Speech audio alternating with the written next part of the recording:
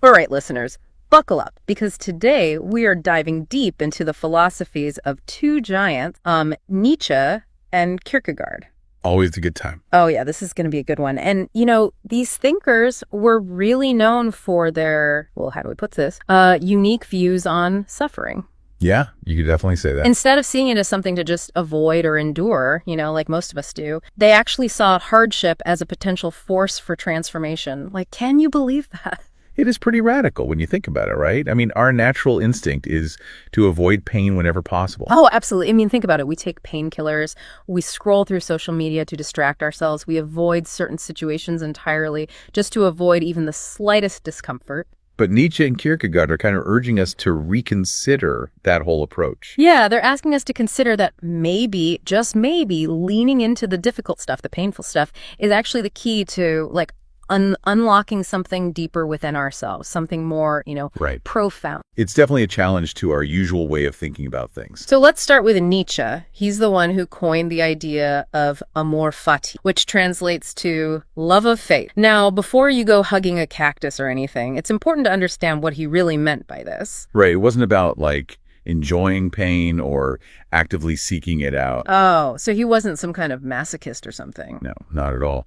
He was suggesting a radical acceptance of everything life throws at you. The good, the bad, the joyful, the heartbreaking, you name it. Wow, that's a lot to embrace. It is. But Nietzsche argued that all of it, every single experience, is part of your unique journey. And embracing the totality of your experience, even the difficult part, is essential for living a truly meaningful life. Okay, so it's not about liking pain, but more about acknowledging that it's like an inevitable part of life. Exactly. It's part of the deal. And maybe, just maybe, it actually plays a role in our development as humans. Precisely. Think of it like this. Imagine you're training for a marathon.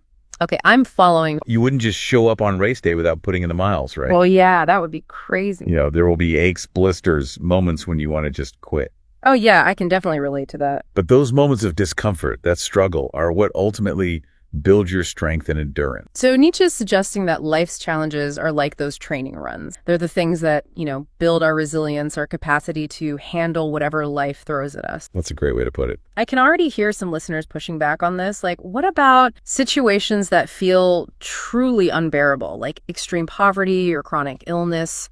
Is Nietzsche suggesting we should just accept those circumstances and not try to change them? That's a really important question, and it gets to the heart of some common misconceptions about Amor Fati. Nietzsche wasn't advocating for passive resignation or simply enduring suffering. He was suggesting we shift our perspective, that we find a way to see even the most difficult circumstances as opportunities for growth, for learning, and even in some cases, for resistance. So it's not about just lying down and taking it. It's more about choosing how we respond to our circumstance rather than just passively accepting them. Exactly. It's about recognizing that we always have a choice in how we interpret our experiences and what meaning we make of them. Even in the face of immense hardship, we can choose to focus on finding meaning, cultivating resilience, and even fighting for a better future. Okay, that's starting to make more sense, but how does Kierkegaard fit into all of this? I mean, he's the other thinker we're exploring today, right? Yeah, Kierkegaard, like Nietzsche, believed that suffering plays a vital role in our development, but he approached it from a slightly different angle. Interesting. While Nietzsche focused on embracing the totality of life, Kierkegaard was more interested in the inner journey, the process of self-discovery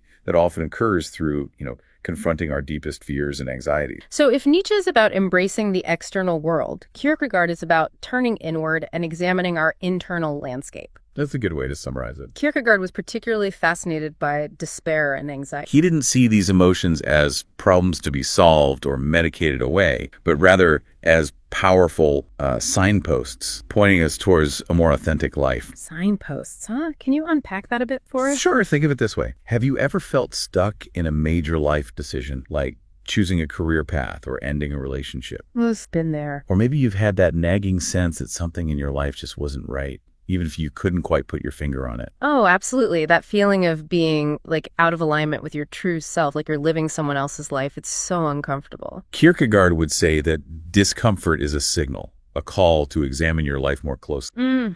Those feelings of despair and anxiety are trying to tell you something important, that you're not living in accordance with your deepest value, your true self. So instead of trying to numb those feelings or push them away, he's saying we should lean into them and try to understand what they're trying to tell us. Exactly. He believed that the path to authenticity, to becoming who we are truly meant to be often involves confronting those uncomfortable truths about ourselves and the world around us. Yeah, it's like stripping away the superficial and facing the raw, unfiltered reality of who we are, and that can be pretty intense. It can be, but it's also incredibly liberating. Is he saying we need to go through some sort of existential crisis to become our true selves? Well, it's not necessarily about having a full-blown crisis, but rather about being willing to ask ourselves the tough questions, to examine our beliefs and choices, and to make changes that align with our deepest values, even if those changes are difficult or uncomfortable. I'm already thinking about all the times I've avoided tough conversations or stayed in situations that weren't serving me just because it felt easier than making a change, you know? We often choose comfort and familiarity over growth and authenticity,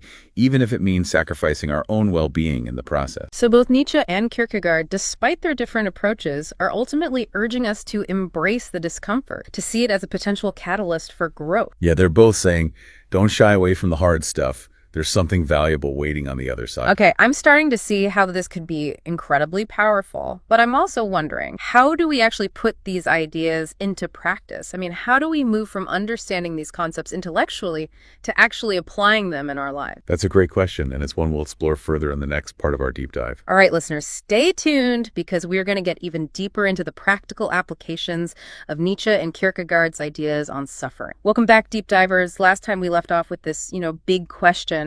How do we actually apply these radical ideas from Nietzsche? Right. It's one thing to kind of nod along with this concept of embracing discomfort, but how do we actually make it real in our everyday lives? Yeah, it's easy to talk the talk, but walking the walk is a whole other thing. And I think, the key here lies in understanding that it's not about suddenly becoming a thrill seeker or signing up for a Spartan race just to prove you can handle pain. Right. It's not about seeking out suffering, but about shifting our perspective when it inevitably shows up. Which it always does, right? Oh, absolutely. Life has a way of throwing curveballs when you least expect it. Exactly. So both Nietzsche and Kierkegaard give us these frameworks for reframing our experiences. So instead of getting, swept away by our initial reactions, the fear, the resistance, the urge to just run and hide, we can pause and ask ourselves, what's the lesson here? Yeah, what is this experience trying to teach me? Exactly. Okay, so let's get concrete. Let's say you're dealing with a major career setback, like you didn't get that promotion you were hoping for and you're feeling pretty crushed. How would Nietzsche and Kierkegaard approach this situation? Well, Nietzsche would probably remind you that, what doesn't kill you makes you stronger. But he would go deeper than he'd encourage you to examine your definition of success. Was that promotion truly aligned with your deepest values, or were you chasing it for external validation? Interesting. This setback, as painful as it is, could be an opportunity to reevaluate your goals and pursue a path that's more authentic to who you are. So it's almost like he's saying this failure could actually be a redirection towards something better, something you might have missed otherwise. Yeah, that's a good way to think about it. And I bet Kierkegaard would have something to say about this too. Oh, definitely. He would likely chime in here, emphasizing the importance of self-reflection. He might ask, what does this disappointment reveal about your fears? Are you afraid of failure? Afraid of not living up to others' expectations? These are uncomfortable questions, but they can lead to some really profound insights about what truly matters to you. So it's not just about bouncing back from the setback, but using it as a springboard for deeper self-knowledge. Precisely. It's about recognizing that even in our darkest moments, there's potential for growth and transformation. But now this doesn't mean we should simply wallow in our pain or romanticize suffering. Right. There's a difference between acknowledging pain and letting it consume you. Huge difference. The goal to find that sweet spot between acceptance and action. I like that. Acceptance and action. We acknowledge the pain, we allow ourselves to feel it fully, but then we ask, okay, what now? What can I learn from this? How can I move forward in a way that aligns with my values? So it's a dance between feeling the full weight of the experience, but also choosing how we respond to it. You got it. Okay, this is all starting to make more sense, but I am still curious about those moments when the pain feels truly overwhelming, when it's hard to even imagine finding meaning or learning anything. How do we apply these ideas then? That's a really powerful question. And it's important to acknowledge that there are times when simply surviving is a victory. There are levels of suffering that can make it incredibly difficult to see beyond the immediate pain. Right. It feels almost insensitive to suggest finding meaning when someone is dealing with profound loss or trauma. I totally agree. In those situations, the focus might need to shift from finding meaning to simply finding a way through. It might be about seeking professional help, leaning on loved ones for support, or finding solace in art, nature, spirituality, whatever works. So it's about finding whatever resources and practices help us navigate the darkness and eventually find our way back to the light. Exactly. And even in those darkest moments, we can choose to hold on to hope, to believe that even though we can't see it yet, there is a path forward. I love that. Holding on to hope. And speaking of moving forward, I think we're ready to go even deeper. Listeners, join us next time as we explore the potential pitfalls of embracing discomfort and discuss how to discern between pain that serves us and pain that needs to be addressed. Welcome back to the Deep Dive, listeners. We've been, exploring this pretty radical idea that suffering, something we usually try to avoid at all costs, might actually be like a pathway to a more meaningful and authentic life. Yeah. But as we kind of wrap up our deep dive into Nietzsche and Kierkegaard, I think it's important to, address the potential pitfalls of this whole embrace the discomfort thing. Yeah, for sure. It's crucial to have a nuanced understanding of these ideas because any powerful tool that can be, misused or misinterpreted. For example, I could see someone taking this whole Amor Fati concept way too far and ending up in situations that are actually, harmful or destructive. That's a valid concern for sure. Embracing discomfort doesn't mean blindly accepting every challenge that comes your way or staying in toxic situations just because it's all part of your journey, right? Right. There's a big difference between, healthy challenges that push us to grow and unhealthy situations that drain our energy and diminish our well-being. Huge difference. And it's important to remember that both Nietzsche and Kierkegaard, emphasize the importance of discernment and critical thinking. So Nietzsche's Amor Fati wasn't about passively accepting fate. It was more about actively engaging with, choosing how we respond to the circumstances. Exactly. And Kierkegaard's focus on authenticity was all about aligning our lives with our deepest values. So if a situation is causing us to compromise those values or leading us further away from our true selves, that's a sign that something needs to change. So how do we know the difference? How do we tell when pain is serving us and when it's actually a sign that we need to make a change? That's where self-awareness becomes so crucial. It's about paying attention to our bodies, our emotions, our intuition.